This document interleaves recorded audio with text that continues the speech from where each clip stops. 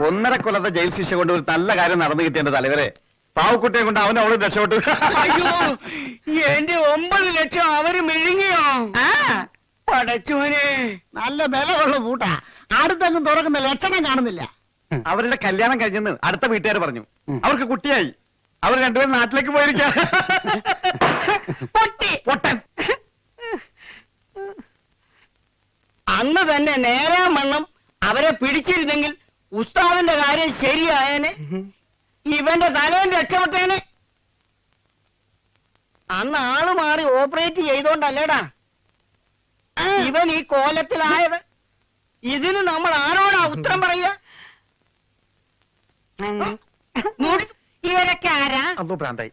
ആ താല്പട്ടെ, ഞങ്ങളൊക്കെ ഇതിന്റെ ആത്മസുഹൃത്തുക്കളാണ്. ഞാൻ കുഞ്ഞായൻ മുസ്തഫ. ഈ പ്രാന്തനാരാ? സാരമില്ല, ഏതൊരു ബുദ്ധിമാനും ഒരബദ്ധം പറ്റും. ഞങ്ങൾക്കൊരബദ്ധം പറ്റി. ഇനി ഒരബദ്ധം പറ്റാതിരിക്കാൻ ഇവന്റെ തലയിൽ തലച്ചോറില്ലെങ്കിലും ഞങ്ങളുടെ തലയിൽ തലച്ചോറുണ്ട്. അവരെ ഞങ്ങൾ കണ്ടുപിടിച്ച് ആ പാവക്കുട്ടിയെ വീണ്ടെടുക്കും. അതിന്റെ വയറ്റിലെ രക്തങ്ങൾ വിറ്റ് ഇവനെ ഞങ്ങൾ അമേരിക്കയിൽ കൊണ്ട് ചികിത്സിക്കും.